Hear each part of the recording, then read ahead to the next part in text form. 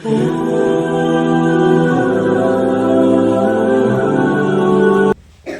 اس موقع کو غنیمت جاننا، اہم سمجھنا آپ تمام طلباء کی ذمہ داری ہے۔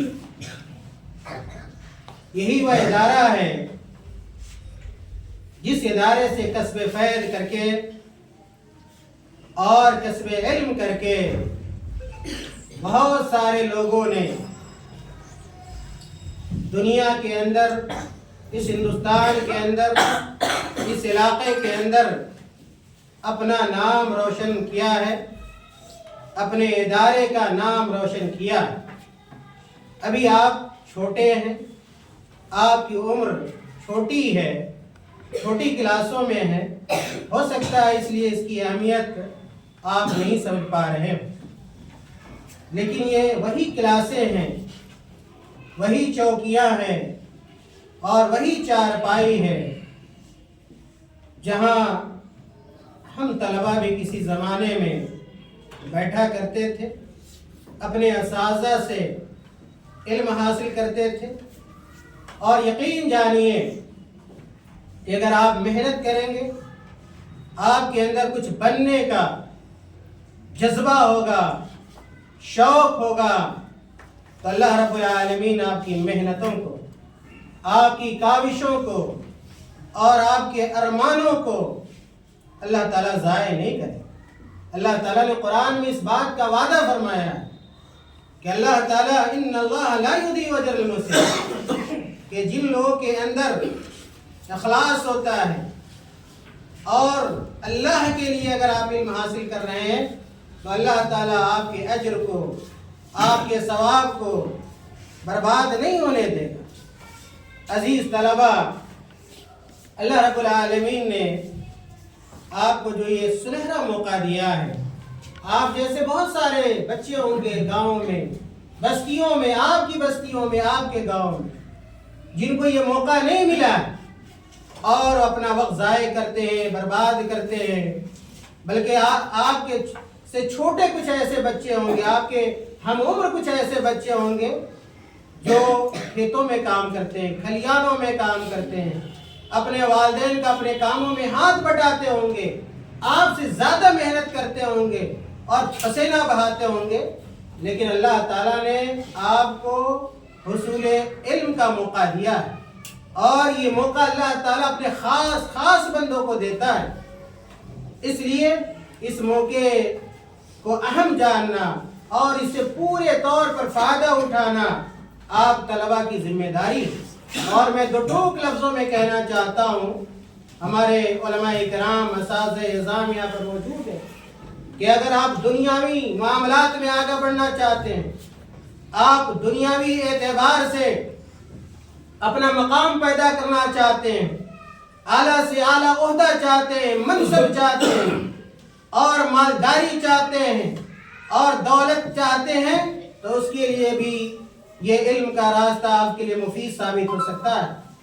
آج دنیا میں جو بڑے سے بڑے عہدے پر فائز ہیں، چاہے وہ مدارس اور جامعات کی زندگی میں ہو یا اعتبار سے ہو، یا یہ کہ اسکول اور کالج کے اعتبار سے ہو، بلا تعلیم کے ان کو عہدہ نہیں ملا، بلا تعلیم کے وہ منصب نہیں ملا ہے۔ آپ کے جو اساتذہ یہاں پر بنے ہوئے ہیں، آپ کو جو پڑھاتے ہیں، تعلیم دیتے ہیں، وہ بھی کبھی ہماری اور آپ کی طرح طالب علم، انہوں نے محنتیں کی ہیں، انہوں نے کوششیں کی ہیں، انہوں نے اپنے اساتذہ کی سختیوں کو جھیلا ہے، برداشت کیا ہے، ان کے لان تان سہے ہیں، ڈنڈے کھائے ہیں، مار کھائے ہیں اور بھوک کو برداشت کیا ہے، تب جا کے یہ اعلیٰ مقام آپ کو حاصل ہوا ہے۔ اس لیے اگر آپ بھی چاہتے ہیں آپ کو اعلیٰ مقام حاصل ہو جائے، تو آپ کے لیے بھی ضروری ہے کہ آپ اسی طرح محنت کریں جس طرح ہمارے اساتذہ کرام نے اور دیگر بڑے لوگوں نے دنیا کے محنت کی ہے۔ اللہ رب العالمین نے اس بات کی طرف اشارہ کیا قرآن کریم کے اندر، اللہ تعالیٰ نے کہا یرفع اللہ الذین آمنوا منکم والذین اوتوا العلم درجات واللہ بما تعملون خبیر۔ اللہ تعالیٰ نے کہا یرفع اللہ الذین آمنوا منکم، کہ اللہ رب العالمین دنیا میں بھی اور آخرت میں بھی ان لوگوں کے مقام اور مرتبے کو اونچا کر دیتا ہے، بلند کر دیتا ہے. وہ لوگ ثریا پہ پہنچ جاتے ہیں اور اسی طرح آسمانوں کی بلندی پر پہنچ جاتے ہیں جن کے دل میں ایمان ہوتا ہے.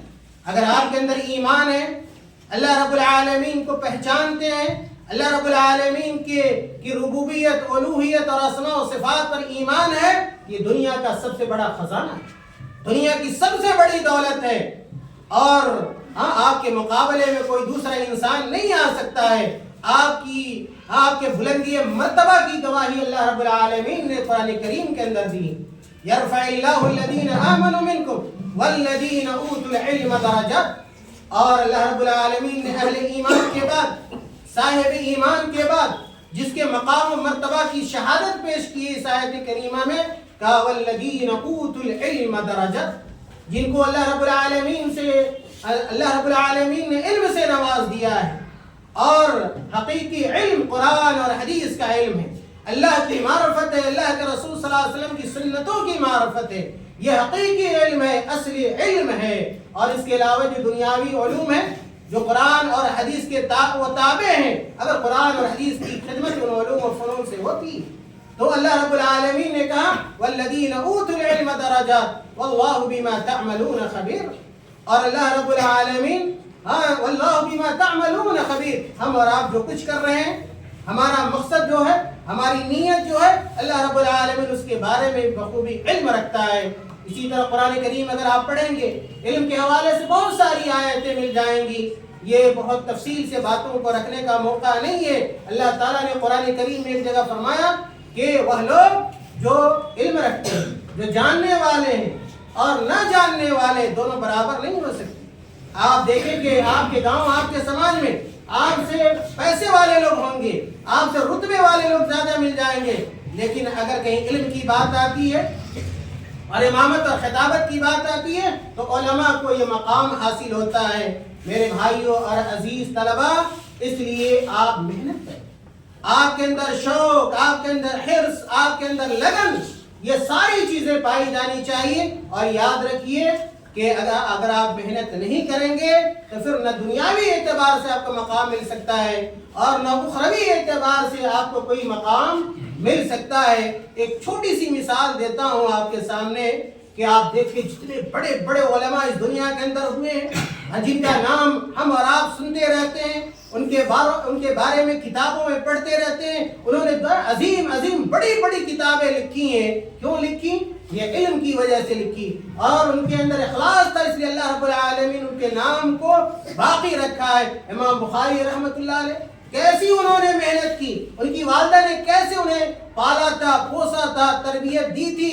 اور حالانکہ ان کے والد کا انتقال ہو، لیکن ان کی والدہ نے ان کو پالا، پوسا اور علم سے جوڑا، یہاں تک کہ محمد بن اسماعیل امام بخاری بن گئے، الامام کہے جانے لگے، اور دنیا کی سب سے صحیح ترین انہوں نے کتاب لکھی.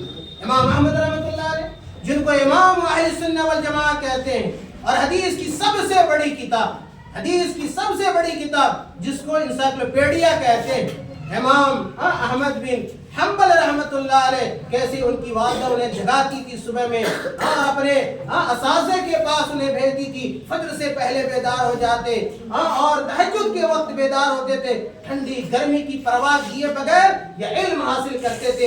آج ہمارے طلباء کی زندگی کے اندر تساہلی ہے، سستی ہم کرتے ہیں، استاد کی باتوں کو نہیں مانتے، وقت پہ مدرسے نہیں جاتے، وقت پہ اسکول نہیں جاتے. اسی طرح آپ دیکھیں گے کہ بقی بن مخلد الاندلسی رحمت اللہ علیہ بہت بڑے امام گزرے ہیں، بہت بڑے محدث گزرے ہیں. کیسے انہوں نے علم حاصل کیا؟ اپنے استاد امام احمد کے پاس کیسے جاتے تھے؟ بھکاری بن کے جاتے تھے. حالانکہ اس زمانے میں امام احمد رحمت اللہ علیہ پر پابندی لگی تھی، وہ درس نہیں دے سکتے، پڑھا نہیں سکتے، لیکن پھر بھی امام بقی بن مخلد الاندلسی رحمت اللہ علیہ نے نہیں چھوڑا، بلکہ اگر بھکاری بننے کی ضرورت پڑی سوالی بن کر جاتے تھے. اور بھیک کی صورت میں وہ علم حاصل کرتے تھے. کبھی ایک حدیث سنتے, کبھی 2 حدیث سنتے تھے, اور اس طرح اپنے زمانے کے سب سے بڑے امام بن گئے, اور امام احمد رحمۃ اللہ علیہ کے سب سے بڑے شاگرد بن گئے. جب رہائی ہوئی تو امام احمد رحمۃ اللہ علیہ اپنے اس شاگرد کی محنت کی اور لگن اور شوق کی تعریف کیا کرتے تھے, اپنے سے قریب رکھتے تھے, اپنا عزیز جانتے تھے. اس لیے میں پھر آؤں گا اور آپ طلبہ, آپ بھائیوں سے کہوں گا کہ آپ کو جو موقع ملا ہے, اللہ نے دیا ہے, یہ موقع بڑا سنہرا ہے, یہ موقع بڑا اہم ہے, اور آپ اس موقع کو اہم جانیے. اپنے اساتذہ کی قدر کیجئے, ان کے علم کی قدر کیجئے, اپنے وقت کی قدر کیجئے, اور جو آپ کے تئیں آپ کے والدین کے ارمان ہیں, ان کی جو آرزویں اور تمنائیں ہیں, ان کو اپنے سامنے رکھیے اور خوب سے خوب محنت کریں. آپ کو کہنے کی ضرورت نہ ہونی چاہیے کہ کلاس کا ٹائم ہو گیا, گھنٹی کا ٹائم ہو گیا. نہیں, آپ کو فکر ہونی چاہیے, اس لیے کہ آگے بڑھنا آپ کو ہے. اس کا سب سے زیادہ فائدہ جو ہونے والا ہے آپ کی ذات کو ہونے والا ہے. آپ کا مستقبل, آپ کا فیوچر آپ کے سامنے ہونا چاہیے. اگر آپ اچھا کریں گے, ادارے کا بھی نام روشن ہوگا, اساتذہ کا بھی نام روشن ہوگا, آپ کے والدین کا بھی نام روشن ہوگا, اور اسی طرح دھیرے دھیرے محنت کرتے ہوئے آپ اوپر پہنچیں گے. تب جا کے آپ کو احساس ہوگا کہ ہم نے کیا پایا ہے اور کیا کھویا ہے. اگر ابھی آپ نے وقت ضائع کر دیا تو ہمیشہ محرومی کا سامنا کرنا پڑے گا. بعد میں بہت افسوس کیجیے گا.